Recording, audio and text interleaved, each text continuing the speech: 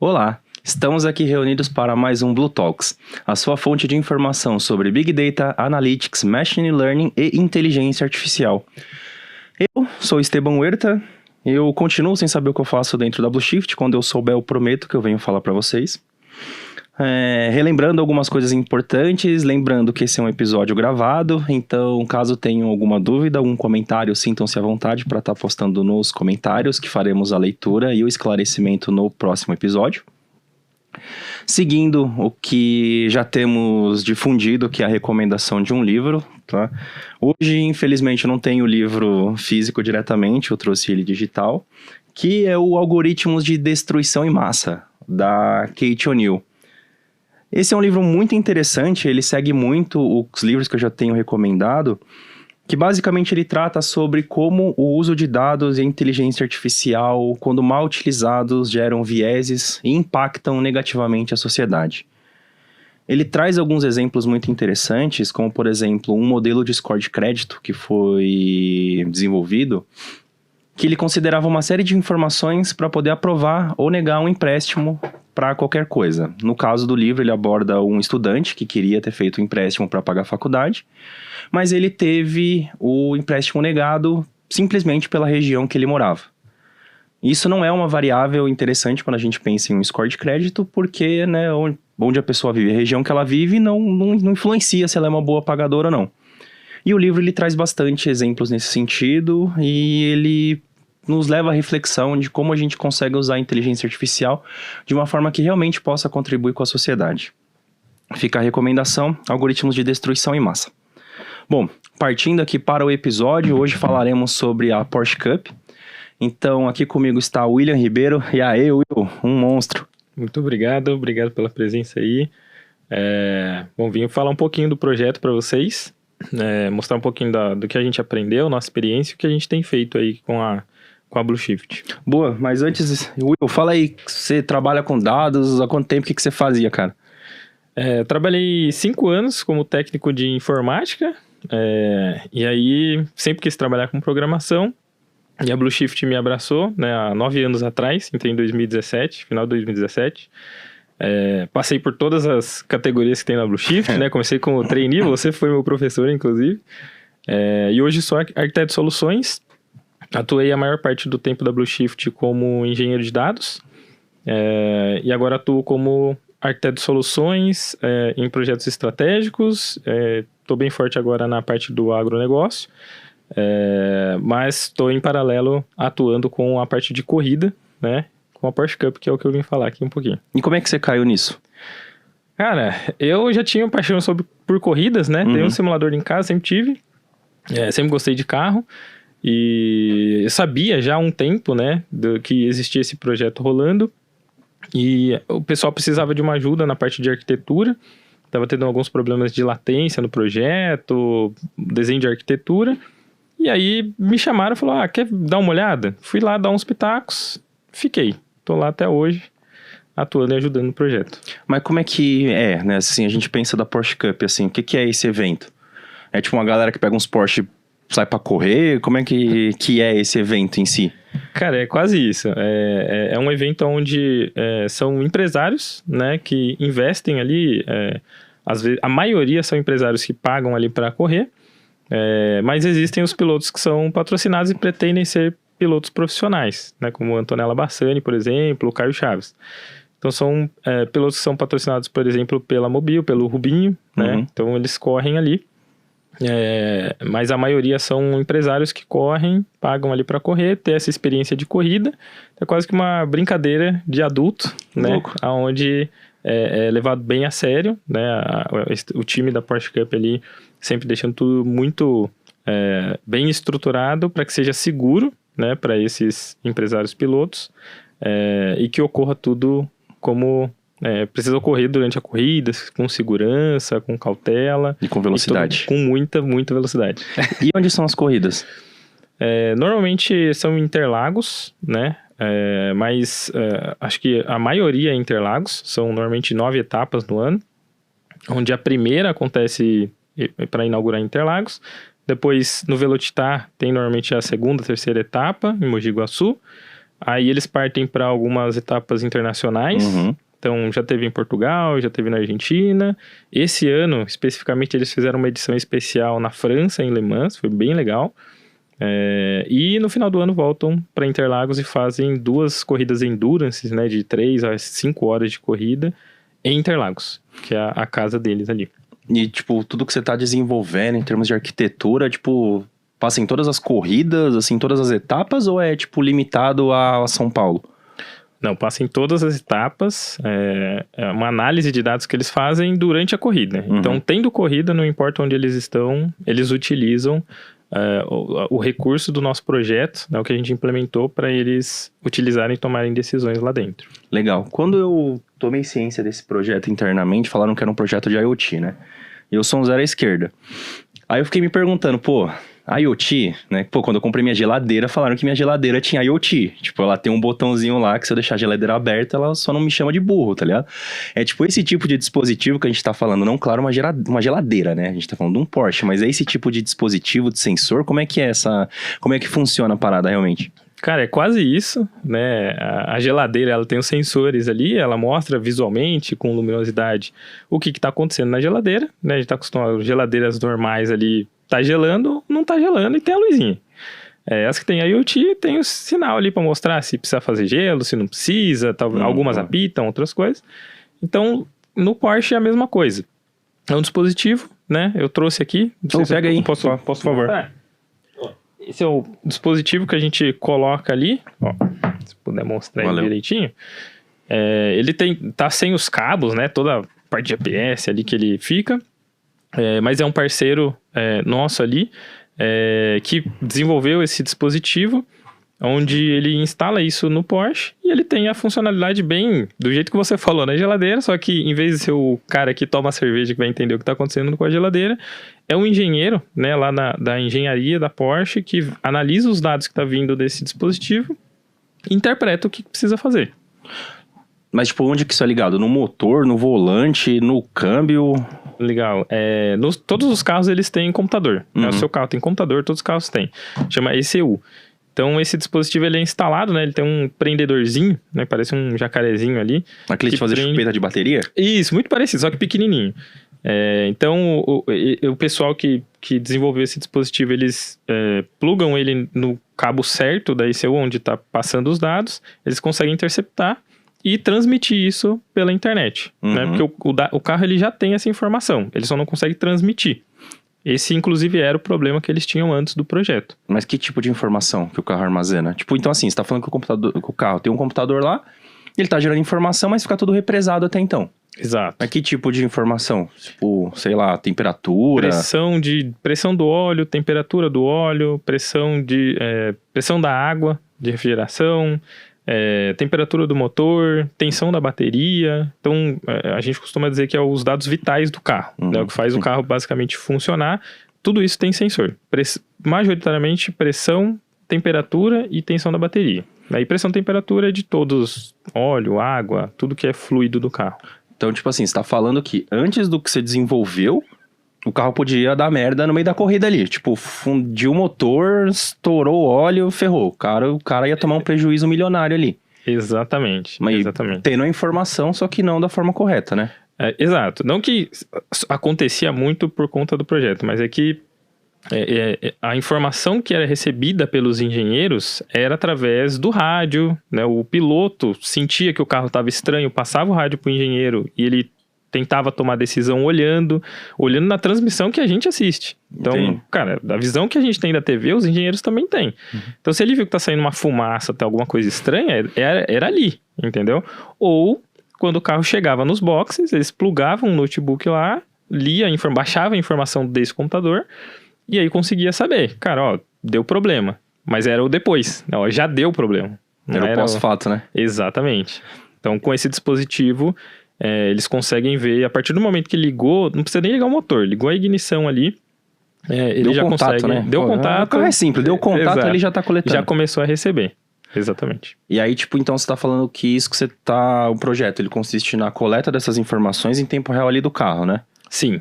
Tá, mas tempo real. você é de TI, o que você vai fazer com informação de pressão de óleo? Boa. Cara, eu nada, né?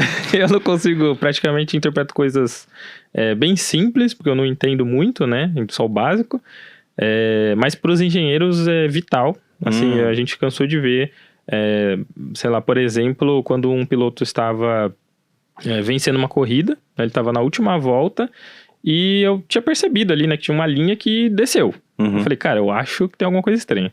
E aí o engenheiro falou, ó, caiu a pressão da água, né, estamos sem refrigeração no motor. E aí eles tinham que tomar uma decisão. Eu já tinha visto isso acontecer antes, eles paravam o carro. Só que o piloto estava na última volta e ele estava vencendo a corrida. E aí eu falei, caramba, é agora. Se for para esse projeto funcionar, vai ser agora.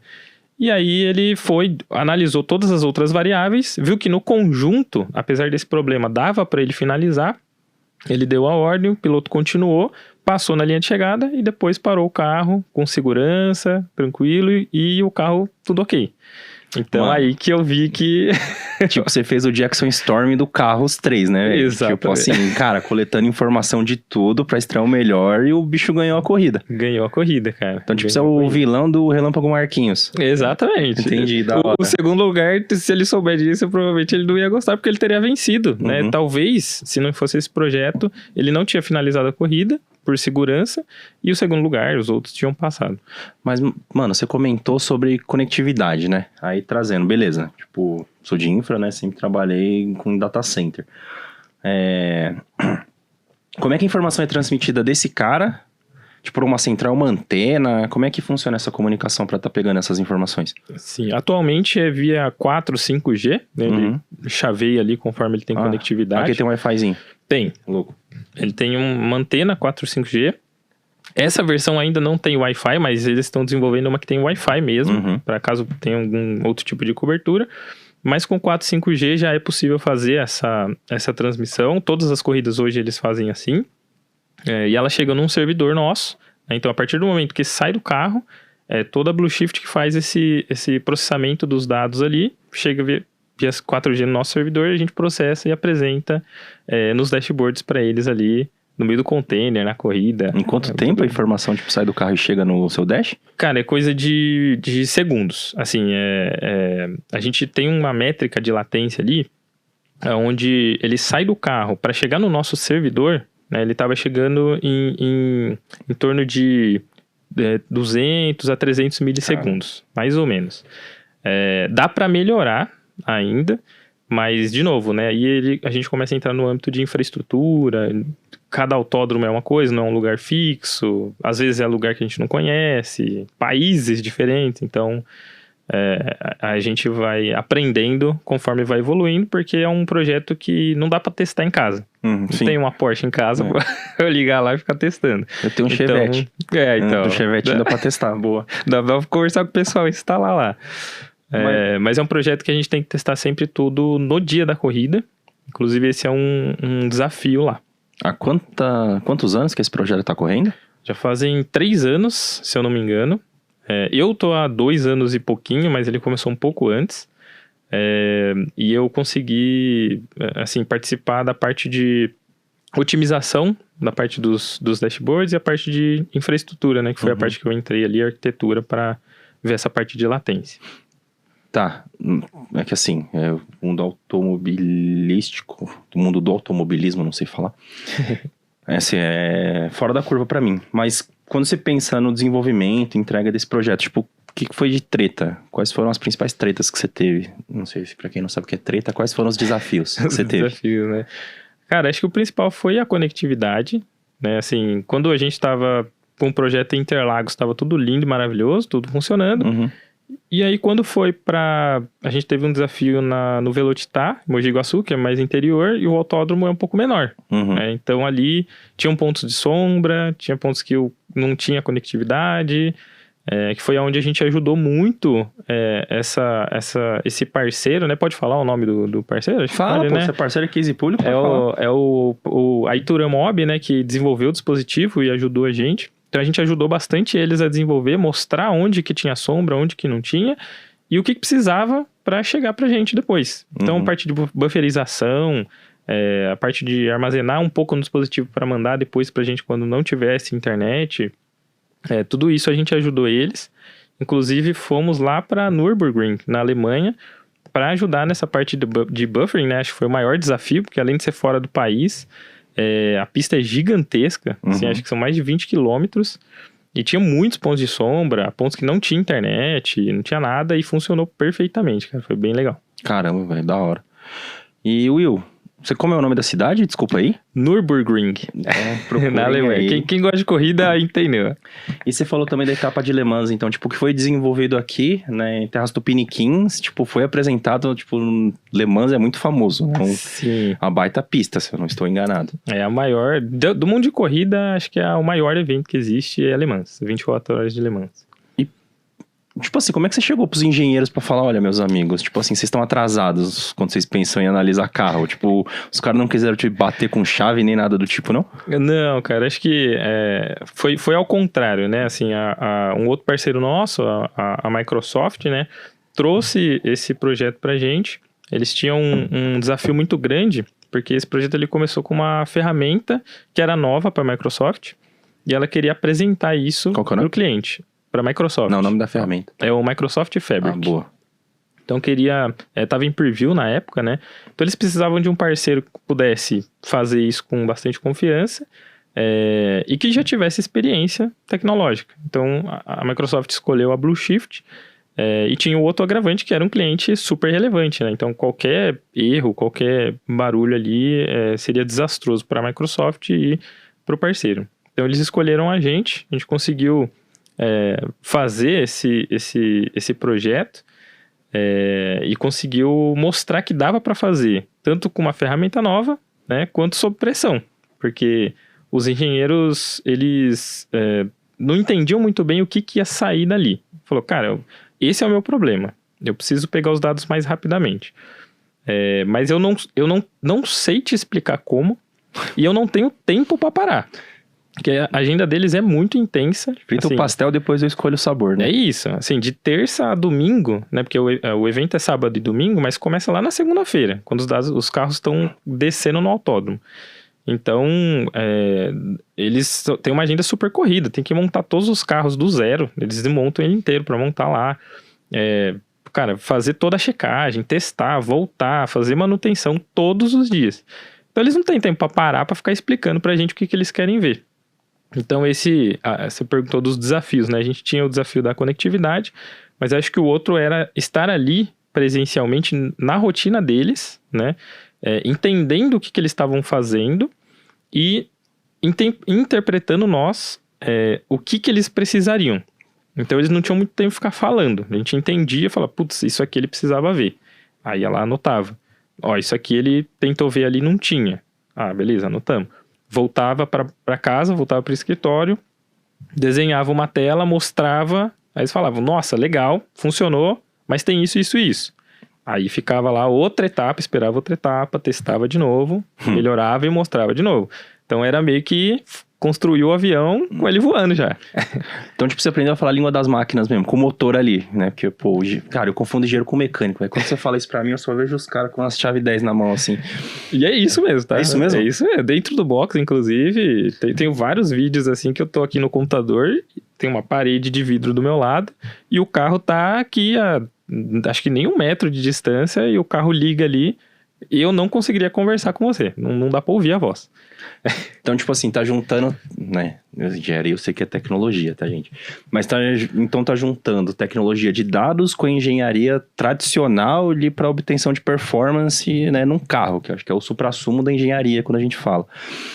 E, pelo que você tá trabalhando, por essas métricas que você tá coletando, tipo, eles pegam isso e, sei lá, depois melhoram o motor de um Porsche, assim, ou é muito limitada a corrida?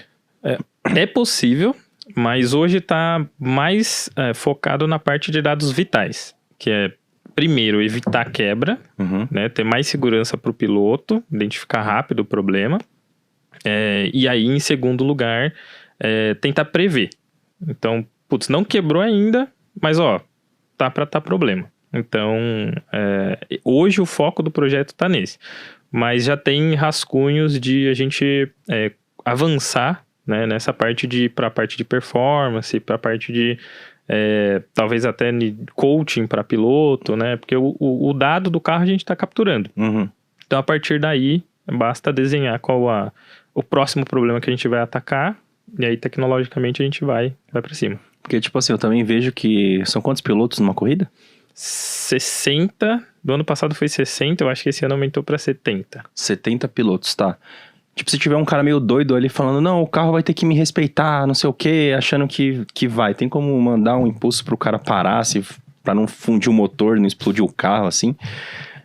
A tecnologia tem já. Então, eles já fizemos alguns testes, inclusive, de mandar comando pro carro, chega o comando lá, mas ainda não está sendo explorado esse campo. Mas já foi feito um teste para começar a rascunhar o que poderia ser feito para o futuro. Porque tem uma parada de safety car, né? Quando o safety car entra na pista, eu entendo que, pelo menos eu acho, né? Que quando o safety car entra na pista, todo mundo tem que diminuir a velocidade para não dar merda. Sim. Se é tipo mandar um impulso para falar, meu, safety car na pista, todo mundo desacelera automaticamente, para não ter um piloto mais espertinho ali. Sim, principalmente na bandeira amarela, né? Como a gente utiliza a tecnologia do 4G, então, por questão de compliance ainda não daria muito certo, né? Porque se o primeiro recebe a bandeira ali, mas o outro está numa zona que não tem conectividade, e aí ele não recebe, aí dá vantagem competitiva e dá problema.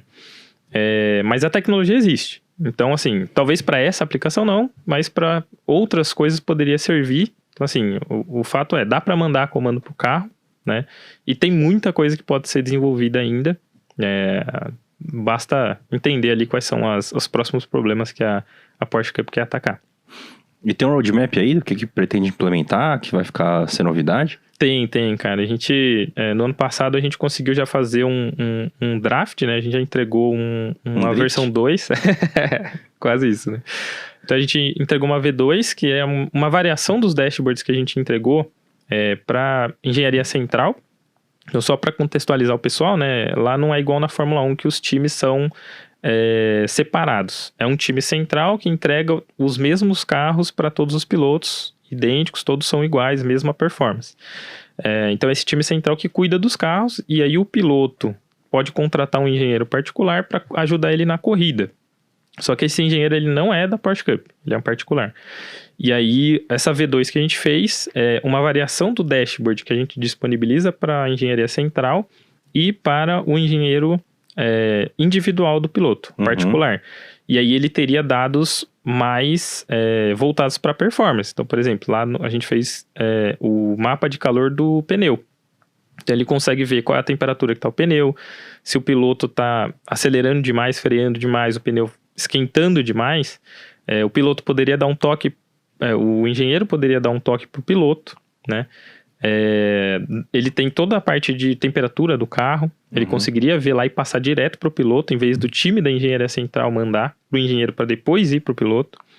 Então essa é uma versão que a gente já mostrou, já apresentou para eles, e agora tá passando pela parte burocrática ali para ver se dá para disponibilizar já. E como é que tá ficando a operação disso? Porque você falou que tem uns monitores lá e tal.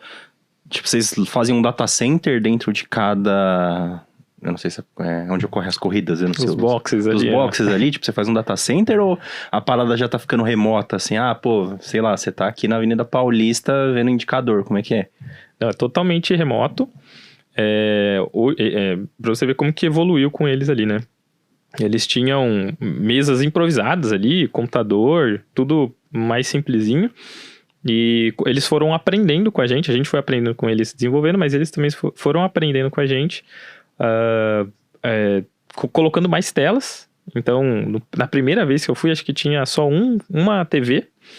E hoje, quando você vai lá, aparece a NASA, assim. Cara, tem acho que mais de 15, 16 monitores. 4 deles são específicos dos nossos dashboards, que eles não vivem sem mais ali. E aí envia tudo remotamente e ali já lê remoto também. Então, ele já é um cara com rádio ali, vendo, tipo, a pressão do óleo tá baixando, meu.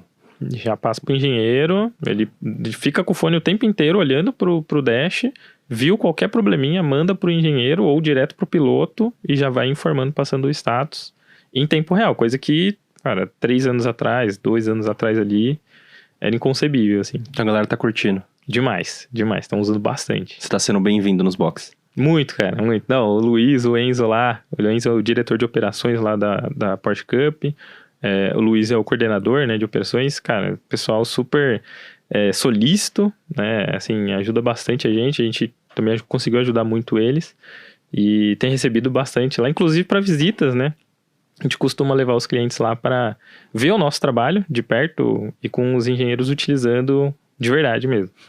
Aproveitando esse pseudo convite, se quem quiser acompanhar a Porsche Cup, tipo, passa na televisão, como é que faz pra poder ir? É aberto ao público? Qual é só Sim. empresário? Como é que é? Não, acho que passa na Band, se eu não me engano, mas oficialmente tem no canal do YouTube, né, o canal da Porsche Cup mesmo. Inclusive, quando as etapas são remotas, a gente acompanha os dashboards e a transmissão pelo YouTube. Então, a equipe nossa técnica, né, acompanha a corrida, ajudando os engenheiros se precisa de algum ajuste ou outro ali. A gente acompanha a transmissão pelo YouTube mesmo. Legal.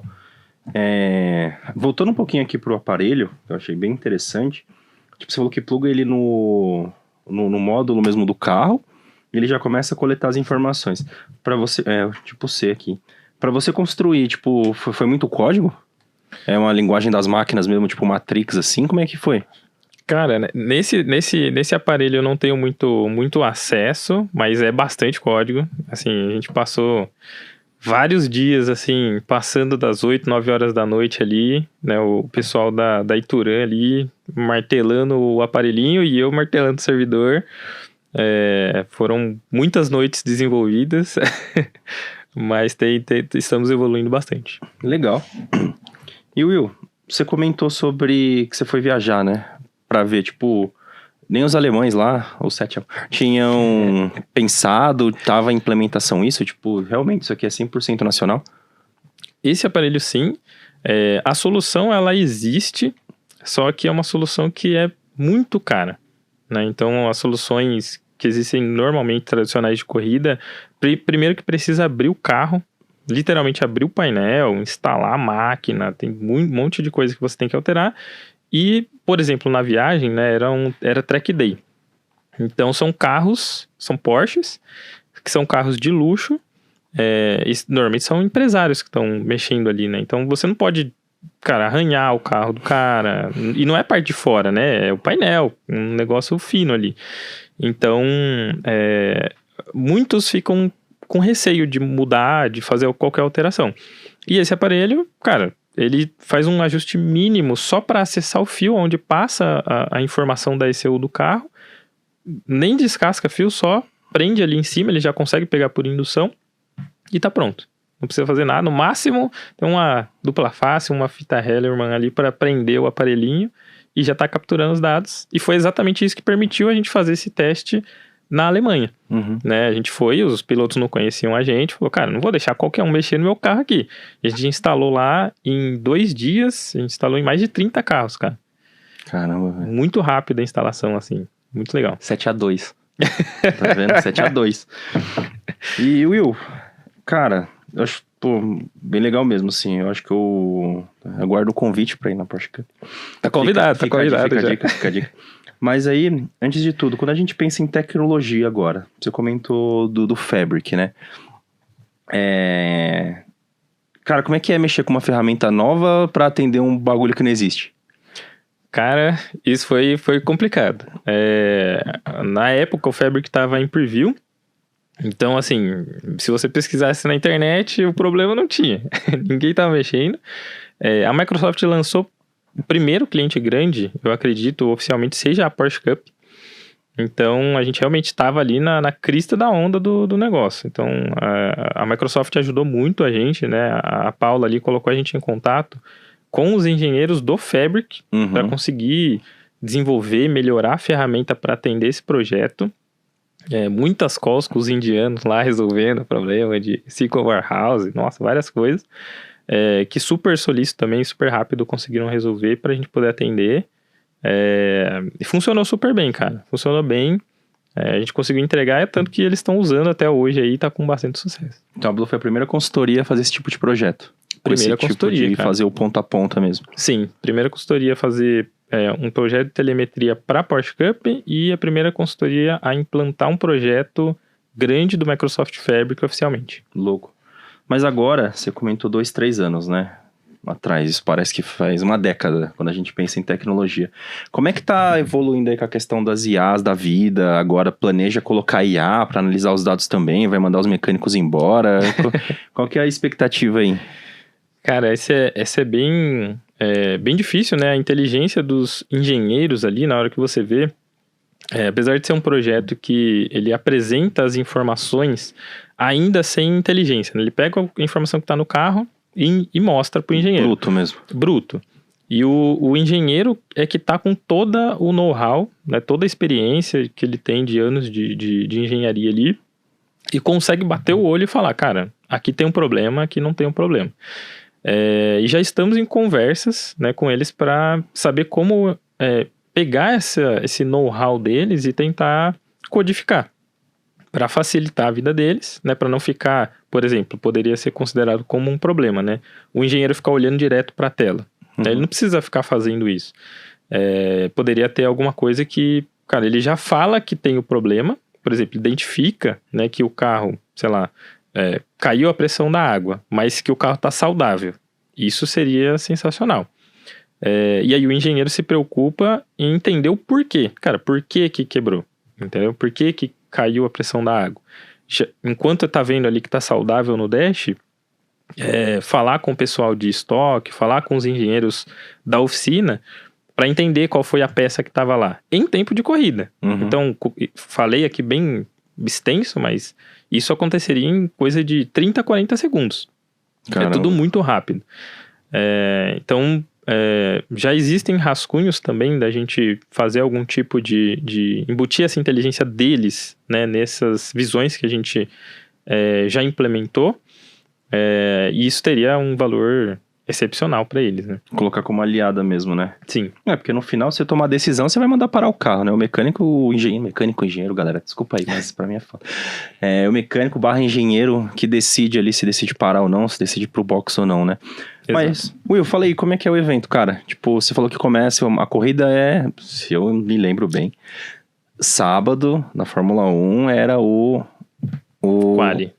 Que era definir quem ia estar na pole position e afins. É a mesma coisa? Como é que são esses eventos, assim? É muito parecido. A diferença é que tem normalmente 2 corridas, né? Então, como eu comentei, né? O evento começa na terça-feira, né? Segunda para terça-feira. Vão fazendo uma bateria de testes até quinta. Aí sexta tem treino, né? Às vezes na sexta, no final do dia, tem a qualificação para saber a posição que vai largar. No sábado, às vezes tem a classificação também, porque são várias categorias, né? Não vou detalhar aqui, mas tem diversos detalhes ali. E aí no sábado tem o quali oficial e depois a corrida. Aí tem corrida 1 no sábado, final do dia, e corrida 2 no domingo, normalmente no almoço. E é um evento pra família, então. Quem quiser ir, assim, tipo, pode comprar na internet o ingresso e de boa. Sim, super, assim... vou falar assim, tem a versão acessível, né, que você consegue ali na arquibancada, e tem a versão mais premium, não sei se pode dizer assim, que aí é dentro do paddock, em cima dos boxes, lá tem toda uma experiência. É os boxes. Boa. É acima dos boxes ali. Então, assim, é uma experiência que é bem legal pra quem gosta de corrida. Pra quem não gosta, acho que pra ir uma vez, pelo menos pra experimentar, vai gostar bastante. Mas é bastante barulho, né? Tem muito carro, muito barulho de motor o tempo inteiro. Dificilmente você consegue conversar muita coisa, mas é um evento, assim, incrível, cara. É uma experiência sensacional. Que na Fórmula 1 são 22 carros, não são?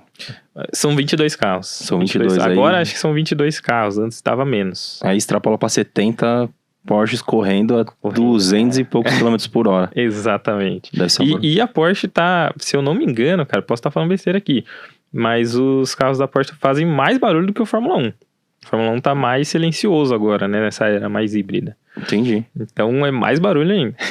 Legal. E como que é pra você ver? Tipo, ver que o bagulho que você tá desenvolvendo tá realmente ali, o piloto, né? Tipo, o cara tá dirigindo uma máquina de milhões de reais, é uma paradinha que você tá desenvolvendo, que você tá mexendo ali. Como é que é pra vocês?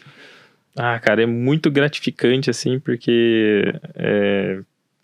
eu nunca tinha imaginado que eu pudesse estar próximo dessa parte de corrida, né? Cara, comecei a trabalhar com tecnologia porque eu queria mexer com computador, não me dava muito bem em parte de relacionamento com pessoas, atendimento ao público. E aí comecei a mexer com código. Ao longo da carreira, da vida, né, fui aprendendo, gostando das coisas, e quando foi pra corrida, cara, na hora que eu vi esse projeto, eu falei, nossa, é a chance de participar disso daqui. E quando veio para mim essa possibilidade de ajudar na arquitetura, né, com a parte que eu dominava de tecnologia, para uma área que eu gostava já, que, cara, eu ficava pilotando no meu simulador lá, falar, nunca vou ver isso aqui de perto, né? E aí estar lá, né, ajudar o pessoal que faz aquilo acontecer foi muito gratificante. Você assim, dirigiu já o Porsche, mano? Não, ainda não. Galera, pô, que isso, velho. Olha o cara fazendo aqui, pelo amor de Deus. Alguém dá um Porsche na mão desse rapaz, pelo amor de Deus. Ainda não. Mas já andou, deu o rolê pelo menos no carona. Também não, cara. Ainda pô. Não tive essa oportunidade. Fica a dica aí pra Porsche Cup. Ainda não tive essa oportunidade. Mas, cara, só de estar ali, assim, é muito legal poder, com o meu conhecimento, ajudar o pessoal, né? E ver que realmente tá dando resultado. Isso é muito gratificante. Você está desenvolvendo com quantas pessoas? Na época, a gente estava desenvolvendo com 3 pessoas. Então, era eu e mais 2 desenvolvedores, né? Um engenheiro de dados e um de analista de DataVis. E agora a gente está só com um desenvolvedor, mas na parte de sustentação, que é você mantendo. Também. Eu e mais um cara. Você e mais um cara. Isso. Caramba, velho, que da hora. Muito legal, cara, muito legal. Aí o cara de DataVis perdeu o emprego, tá vendo? Não, brincadeira, gente. Depois assistam um episódio que a gente fala sobre isso, tá? Não é bem assim que funciona. Mas, Will, cara, estamos indo pro final aqui em termos de tempo, cara. Pô, deixa um recado aí pra quem quiser participar, quiser te procurar pra tirar mais dúvidas, entender um pouco mais sobre a IoT, né? Porque igual, por exemplo, eu só acho que minha geladeira tinha IoT, mas deixa um recado aí pro pessoal. Legal. Cara, acho que eu fico meio sem palavras, assim, né? Porque, assim, eu gosto muito do que eu faço, né? Eu gosto muito de programação, gosto de resolver problemas. Acho que o recado cara, independente do que você, né, do projeto que você esteja, né, o que você esteja atuando, em algum momento você vai surgir a oportunidade de ter aquilo que você vai conseguir atuar, você vai conseguir ajudar, e que você se doe ao máximo, né? Eu acho que essa foi a chave para eu conseguir atuar numa coisa tão legal, e realmente conseguir ajudar, né, com o meu conhecimento, que eu passei muito tempo estudando para poder estar aqui. Então, acho que é isso, cara. Obrigado. Isso é uma mensagem, galera. Puta, não, isso é uma mensagem. Eu falo de coração mesmo, cara. Paulo, sinceramente, pô, deixa as palminhas aí no YouTube, cara. Isso foi uma mensagem foda de se passar. O Blue Shift me deu uma baita oportunidade, eu sou muito grato por isso, cara. Aí, galera. Pô, é disso que eu tô falando, tá vendo? Isso é legal. Mas, Will, cara, muito obrigado pelo papo, tá? Acho que realmente foi uma mensagem muito bonita essa que você passou agora no final pra galera que tá trabalhando com tecnologia. Fico muito feliz, né, de ver as pessoas podendo trabalhar com o que elas gostam, de mesclar a tecnologia com uma paixão delas realmente, tá? Queria muito trabalhar numa cervejaria, fica a dica, ou fábrica de uísque também, charuto, talvez. Mentira, gente, tudo que não pode. Mas bom, galera. Mas acredite. Mas acredite. Bom, Will, obrigado mais uma vez, né? Já é a terceira vez que eu agradeço, mas enormemente de coração por estar participando aqui. Galera, eu sou Esteban Huerta, esse foi mais um episódio do nosso Blue Talks, a sua fonte de informação de Big Data, Analytics, Machine Learning e Inteligência Artificial. Lembrem-se de divulgar esse vídeo para a gente conseguir ter mais visibilidade, conseguir trazer mais convidados, falar de mais temas.